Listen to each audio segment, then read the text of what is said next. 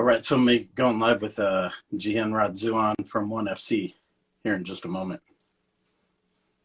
Check it out. Jihin, how are you? Hello, I'm great. How are you? I'm doing good, doing good. Now, I want to thank you for taking time to do this. Nice. I wanted to ask you, like, because I don't know much about MMA in Malaysia.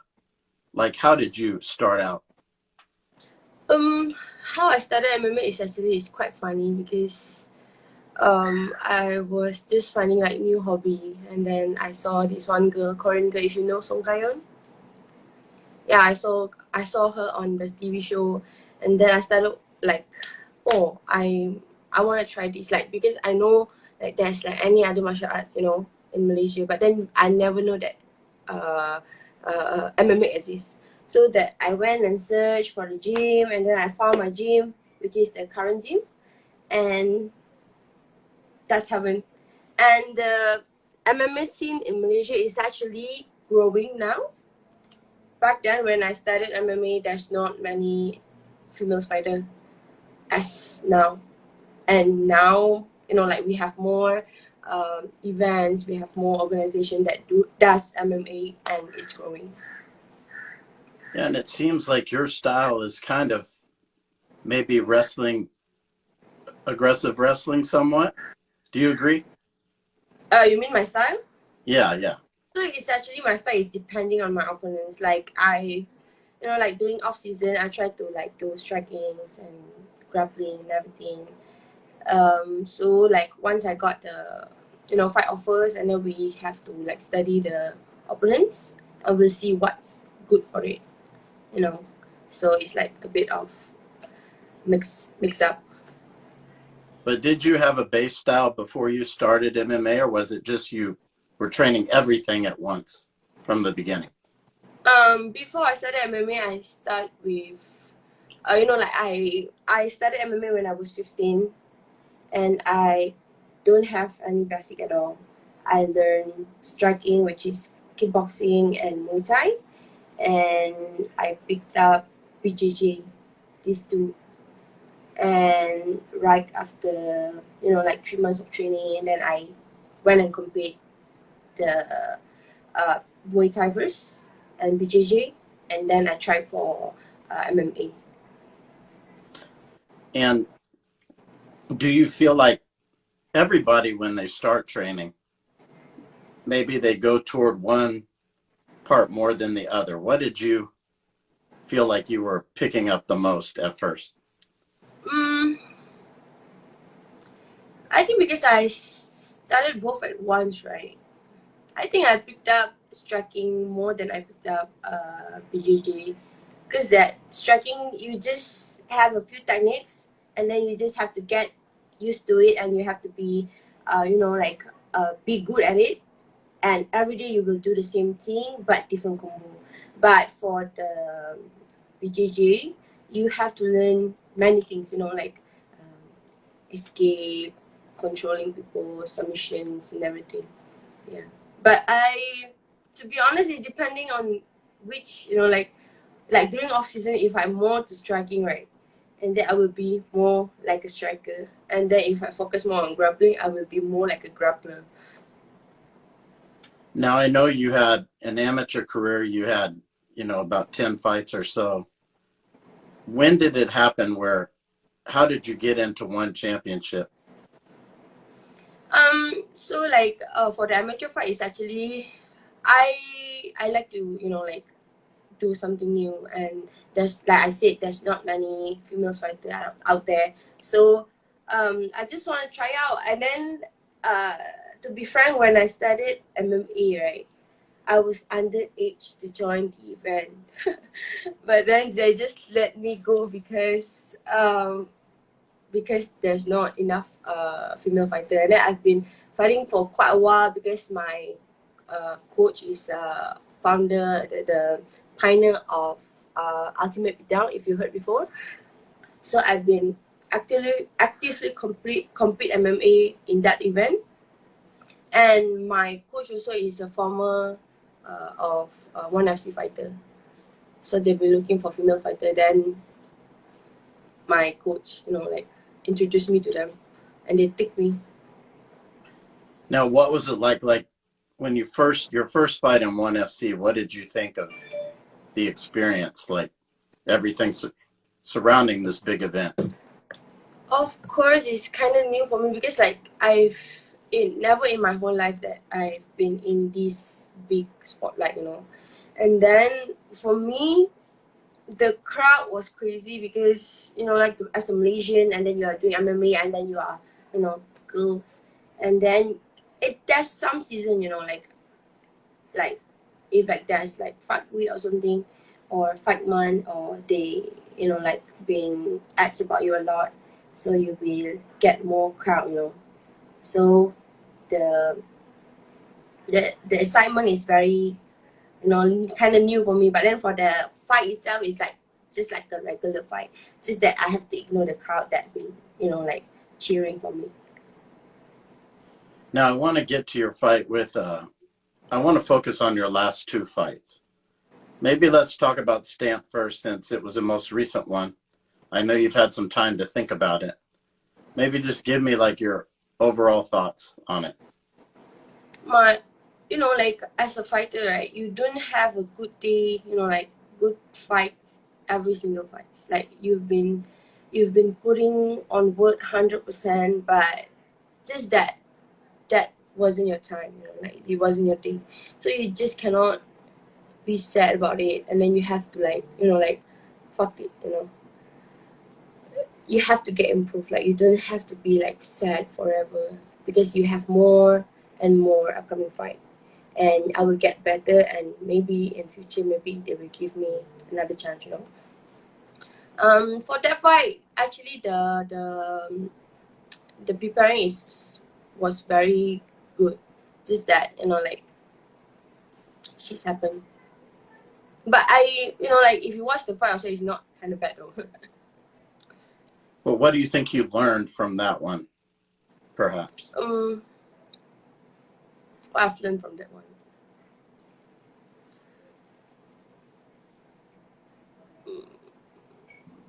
I think that I shouldn't focus more on the crowd, like if you compare me, and I have to like put more confidence in myself. So the crowd kind of, was it because It's it not was a big really fight, about the right? crowd, it's not really about the crowd, because like I've been fighting a legit fighters before, just that during, like I said, during that particular during that time, right, it just wasn't my day. Maybe I was feeling under the weather, or maybe something happens behind me, and then I've been like doubting myself. Then yeah. Now, your fight with Hirata, I thought your pressure is what won you the fight, because you were, as the fight went on, you were pressing the takedowns, taking her down. And then in this fight, you weren't able to do that. Why do you think she was able to have like success on the ground against you, Stan? Like I said, maybe the confidence, like the fight with Hirata is actually kind of the same, like it just wasn't my day, like I've been facing a lot of things during that fight week, just that I don't want to talk about it, like I don't want to give you any excuses or anything like make me feels like to appear weeks in front of you, so just like we don't talk about it. I mean, like the past is over, just don't forget about the fight, but forget about the the things left the thing behind. Now, when do you think you would want to fight again, or do you have any idea? As soon as I could, like if they offer me the fight, then I just take it, because me and my coach, we never deny any fight contract before. Now, have they approached you like one? Have they told you when they might want you to fight again, or no? That's a secret. Oh, okay. I can tell you. Yeah. Now, maybe tell me about like in your division, some of these fights that have happened. Like, with Angela Lee or Stamp or whatever. Maybe like some of your thoughts on some of the other fighters that you've seen, or You mean like what? well, you know, like Stamp fought Angela. Angela was able to get her to the ground and eventually beat her. Like, what do you think makes Angela as good as she is, perhaps? Of course, like Angela Lee has a better grappling games and better, like she keep the pressure inside. And like I said, Angela is the champion, and maybe Stam is getting more pressure than her. So maybe the confidence is like back off, but not that back off. And Angela, of course, she knows what to do. Like every fight camps, like every opponent, we have our own game plan. So maybe the game plan works. Now I know outside of fighting, you also like you're still a veterinarian, right? Yeah, nurse. Okay. And are you doing it like part time, or how much do you do it? So during off season, I will be going to work like a full time. But then during a fight camp, like if I have a fight, upcoming fights, so it will be like a part time. But then like it's in Malaysia. To be honest, I say like for me, I think to be a full time fighter is not very like it's not a good career for anyone out there in Malaysia, because as an athlete, any sports that you're taking, if you are not making money, then you are losing money. Hmm. So you have to get second options. So it's too hard to make a living in Malaysia if you're fighting. It depending on the event that you are competing. But of course, if you're amateur, you cannot, you're not earning, because if you fight in amateur event, that you are gaining is experience, and then you have to improve yourself, and then you like exposure to the professional events, then they will get you, and then you get money from there. But then still, you have to get second option from that.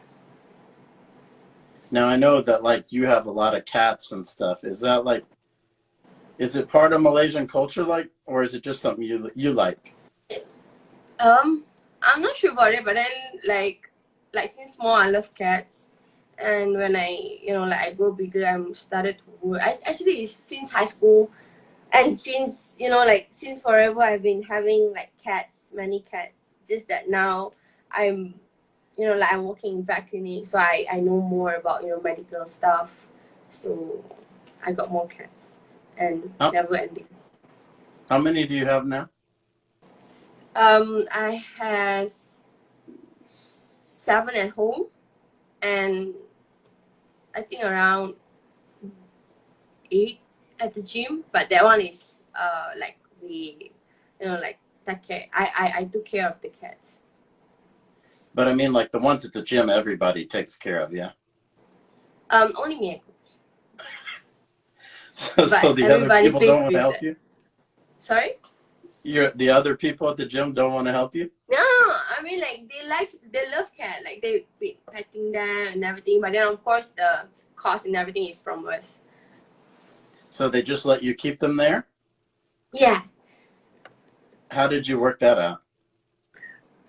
I don't know. You just put the cats there. We put the little box at the back there, the foods, and the cats just like doing their business, like sleep over here and sleep over there, and then they will walk over the mats if they want attention or something. So the people at the gym, they just know not to say no to you. Sorry. They just know not to say no to you about the cats. I think so, but then everybody loves cats, so I don't think it's a problem. It's an issue. But I mean, how hard is it to have like 7 cats at your home and take care of all of them? It's depending on your cat, because my cats all are healthy cats. They don't have health issue. They don't have like they not food picker, so it's easy. Just I have to like clean their litter box. I have to give them food, and then just let them wander around. And then of course you have to get the annual, like medical checkup and everything. But I mean, are your cats like clingy to you? Like I don't see them around now. Do they stay Oh, away of or? course, like it's not, like cats is not, like cat personality is not like that. They are not like dogs. Dogs you have to like give their attention every time. But then for the cats, right, whenever they come to you, you pet them, you play with them for a while, then they just walk over and done their business. Hmm. Now I was wondering, like I was talking about ONE FC, but do you watch a lot of like UFC events or? Of course, I mean like we have to keep improving, right? So we have to watch other fights as well. So like like not every single time, but any fights that I want to watch, that we watch. So And you it's watch? not live, and I can go on YouTube and search it also. Do you watch all of them or Not no? all of them, some of them. Just like bigger ones? That the biggest one. And if I want, because you as fighter, you have to get improved, right? So you want to watch any, like any other people's style, and you want to pick it up, this and that. So like if I want to like like learn something from that fight, and I will watch it, and then if no, then no. So who are you watching that's competing like in the UFC? um like mostly are female fighter, like the recent one, of course, Zhang Weili, Rose, I many of them. But so you like all of them or do like I noticed you mentioned John Wei Lee, like the athletes from overseas because you have similarity to them. Do you find more interest in them or no? Of course, I mean like I said, you have to like pick this and that, and then you have to learn something from there. So like like of course you have to love everyone, like because you are learning something from it. So that there's no reason for me to like dislike them or something. No, I mean, but as a female fighter who's not from the U.S., Oh, do you but feel I'm like not from. a connection with Zhang Wei Li or some other female fighters that are not from America? I have no comment for that, because like I don't think that there's any different. Like all around the world, if you're a female fighter, you are fighting. Like you are fighting MMA professionally. It's nothing different. So I've been. Um, there's no difference, like I said. Yeah, because some people they're fans of like people that are similar to them, or maybe they're fans of certain kind of fighters, but you just appreciate the technique. Yeah. Yeah, I feel the same way. Like I just appreciate that. I don't care who win or lose, really. It's just I appreciate the matchup. Each Yeah. each fight has its own. Yeah. Of course, like because Yeah. because when you're fighting in that octagon or on the circle, right? There's only two-person are fighting, and either one is going to win or one's gonna lose, and you have a referee inside. Okay, and then like as a fan, as a like cyber trooper or something, you cannot ignore them. People going to talk back about you.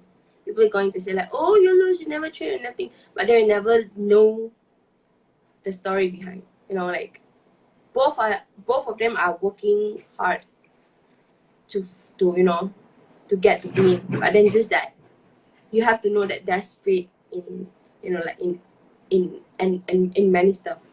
So both of them are working hard. Just the better ones win the fight. Now, how much are you training right now? Did you take any time off after your last fight, or how long before you were back in the gym? Um, the last fight I took off for like 1 week, and then we've been working on like not like intensive training, just that like keep active, warm ups, and I helps like running the class and everything.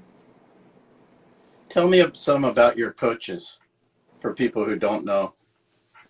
Okay, so I only like my main coach is only one. Melvin Yeo, if you heard of him before. He's a pioneer of Ultimate Beatdown, and he is also one of the earliest fighters in 1FC. So he's compete in MMA also, and our style is kind of, maybe because I picked the styles from him, so our style is quite about the same. We like to move forward kind of fighter.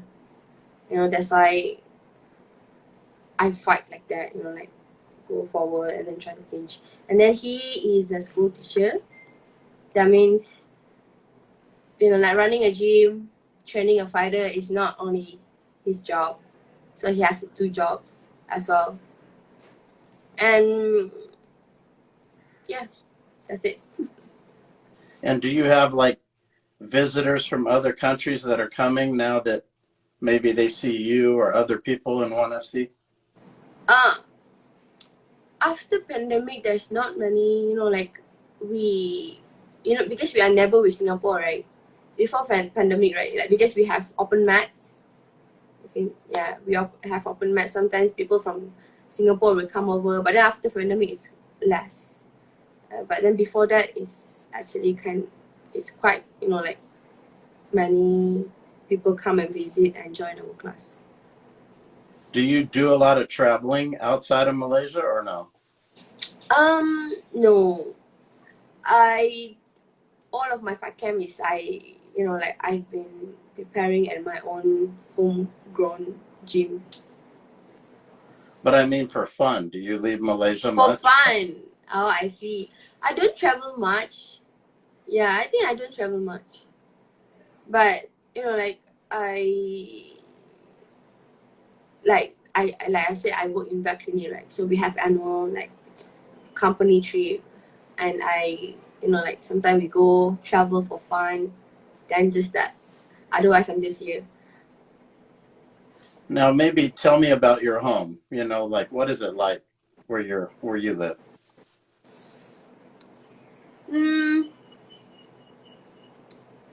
It's like a normal family. Nobody, only me is the fighter here. Only me is an athlete in my house, so that I'm not normally at home. Like I'll only at home early in the morning and late at night. So it's because I have 5 siblings. I'm the last one, and our age gap is quite far, so we are not very close when we grew up. But then when I started competing, like in amateur until I turned to pro, we kind of getting closer. Like we started to have maybe like we plan for a day trip, and then we always meet up and we always talk. Like we have like a family does. Yeah, it's kind of cool. Like it's just like a normal family. I don't know what to say. What do they think about you fighting? At first, of course, my mom don't really like about it because like I'm a girl, and then typically in Malaysia you have to be like girls have to be doing girl stuff. But after quite a while, my mom look at me like I'm really passionate about what I'm doing. Then she's okay with it, and then until now, I'm here.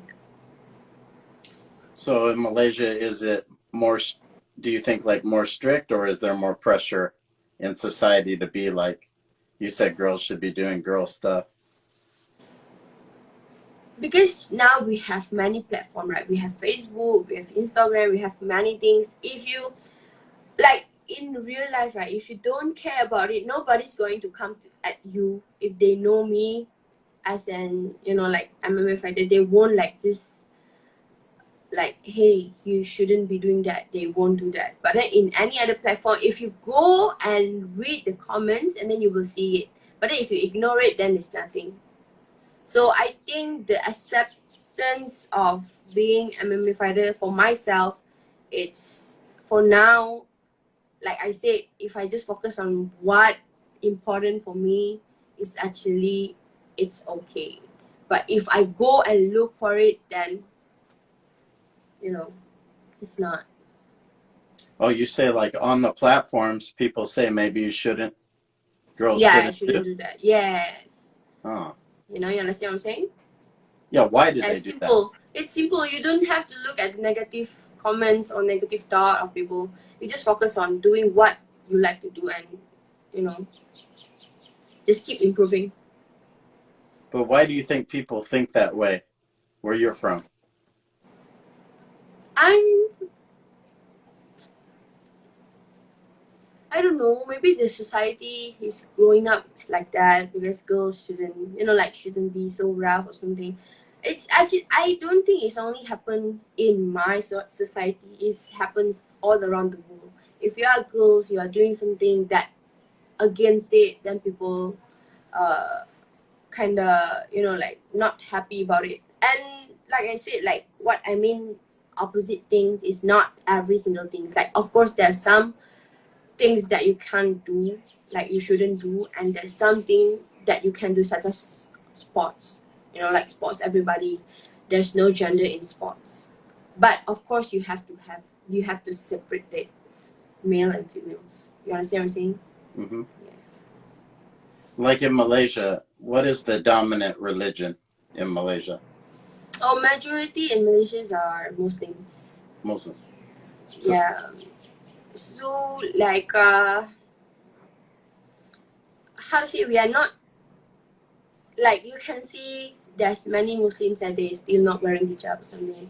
There's not, I mean, like, but we are, like majority are Muslims, and the acceptance here, like I say, if you don't look for it, people won't judge you.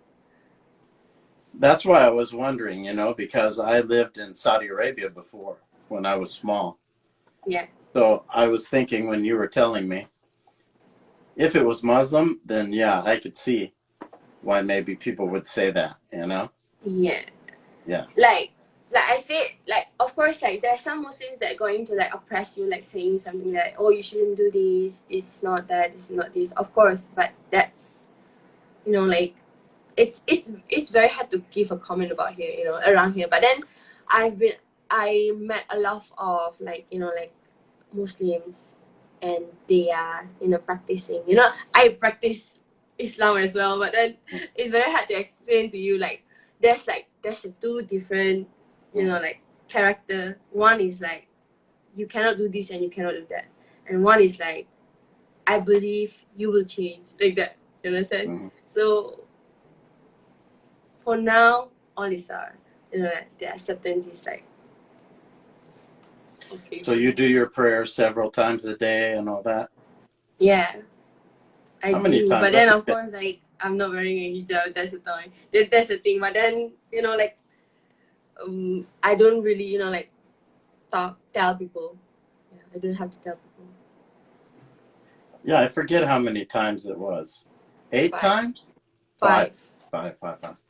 Yeah, I used to, like, I remember, like, I'd be in the airport, in Saudi Arabia. And Everybody is wearing a hijab. yeah, no, people were praying inside the airport I see. because it's time to do it.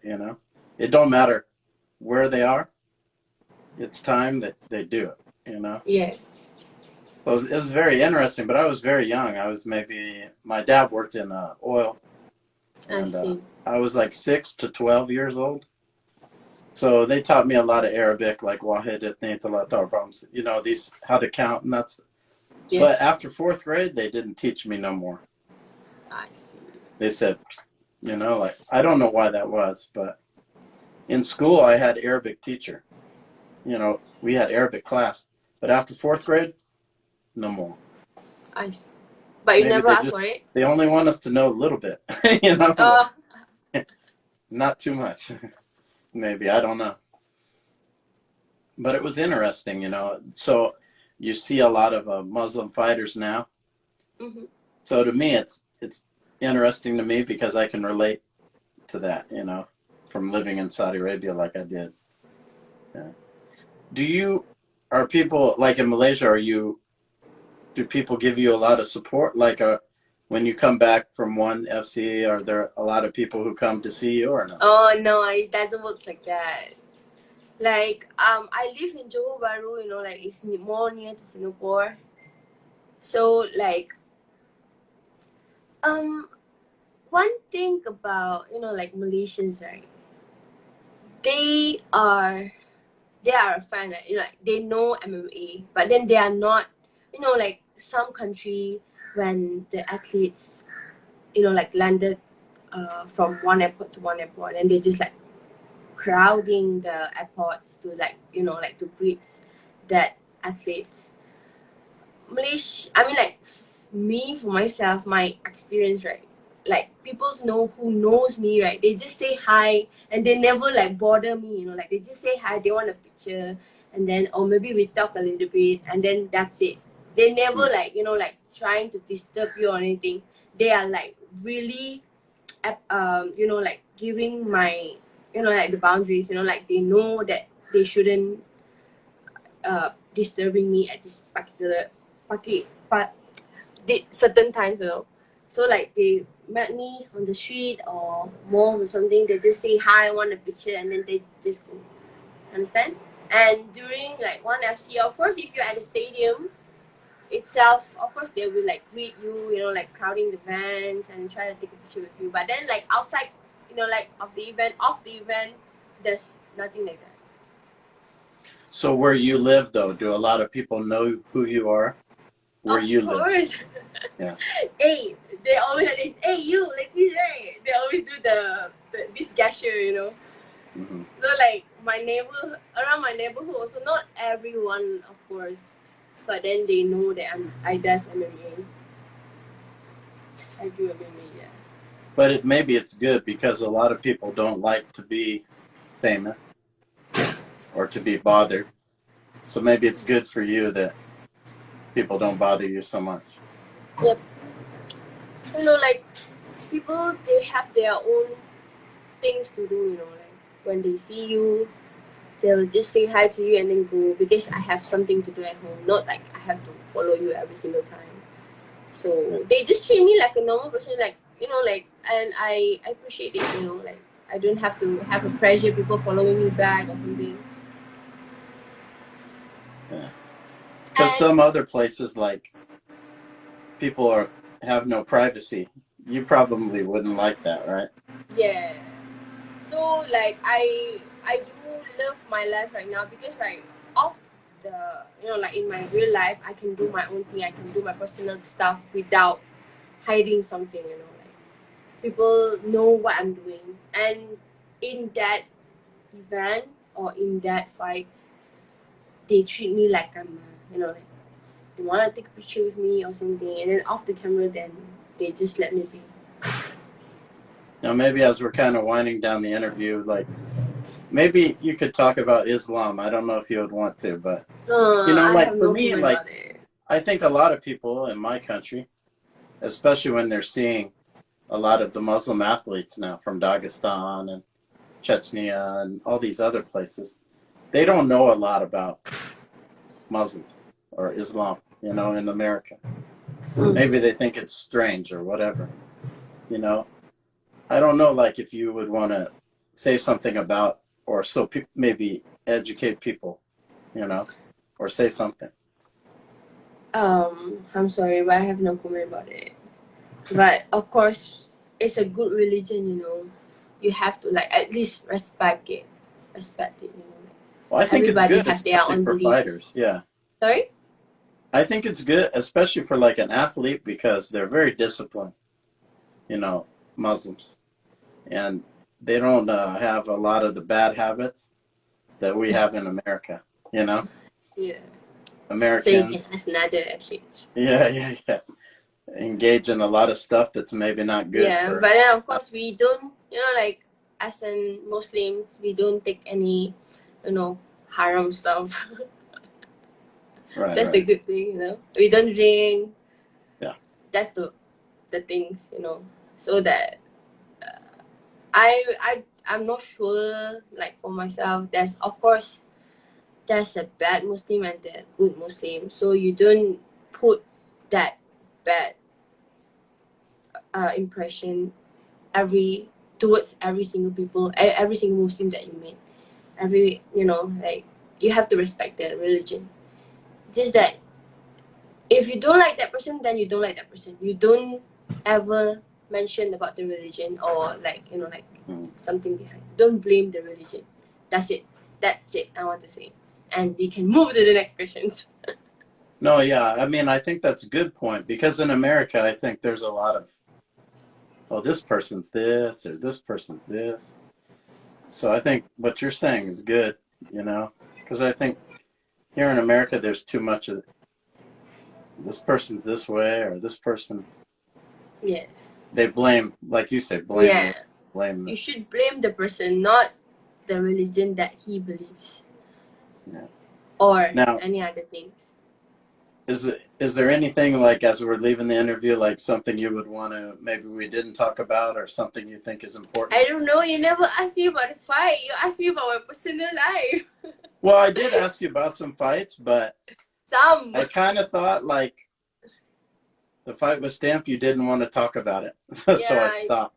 Yeah. Yeah, because you said you want to talk about my like previous fight or something, or you wanna ask about something, Well, I was focusing on the last two, Hirata and Stamp, because those were the two most recent. One you won, the other you didn't win. But I think this is interesting because, in a victory, maybe, it's a good feeling in this. But in a loss, maybe you look at yourself more. Like, do you look at yourself more, how can I put it, like more closely after you lose a fight or no? Okay, like when I'm competing in amateur, right? It's not always win. Like I lose some and I win some, and I already I put this mindset inside me. Right? I always told myself that you are not always winning. Like sometimes you lose, but then you don't lose the like the passion that you are doing. You always want to improve yourself, okay? And there's nothing to grieve about losing. You learn from that fight and you have to get better, and then that's what what I always told myself since the beginning. I already know the feeling of losing, and I can accept it now. I can accept it now, and I focus for better fight in future. That's what I want to say. Are you the kind of person who watches the fight a lot or no?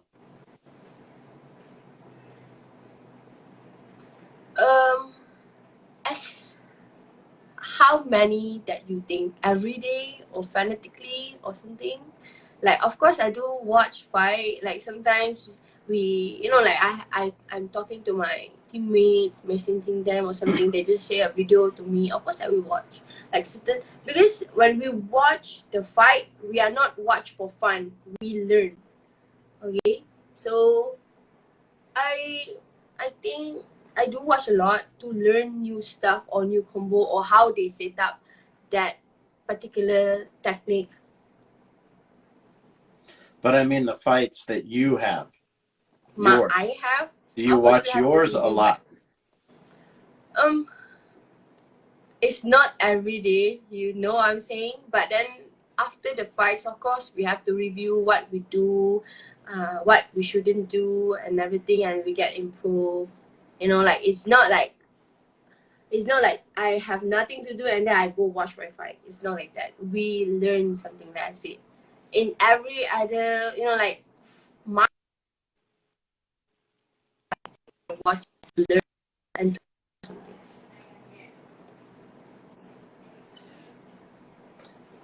But like when you lost the fight, were you really mad and you have to watch it over and over or no?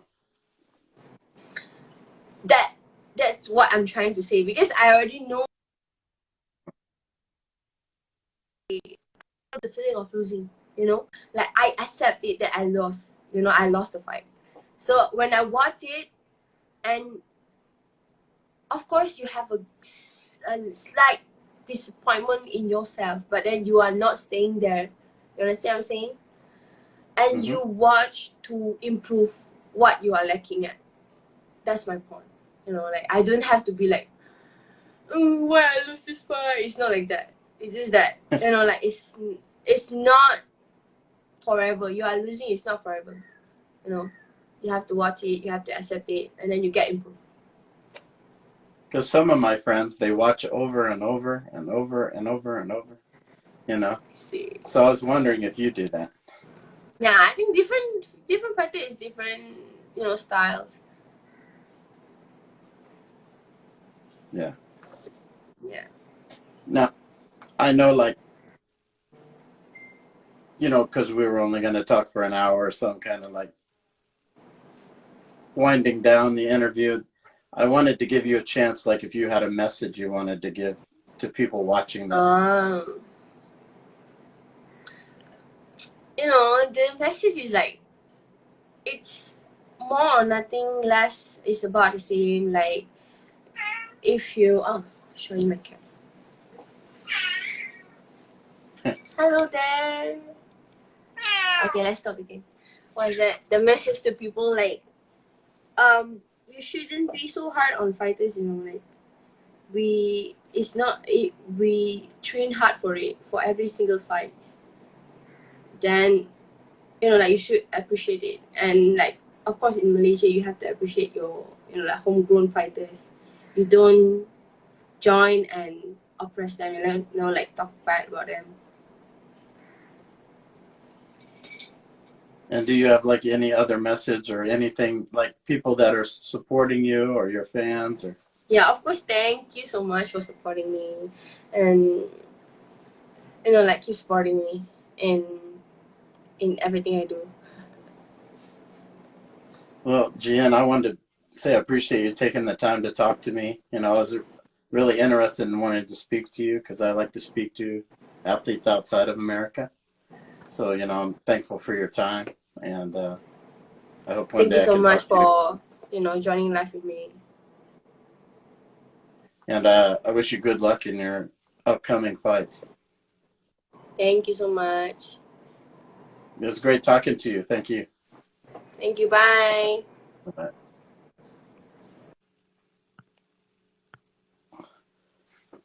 What happened to the game?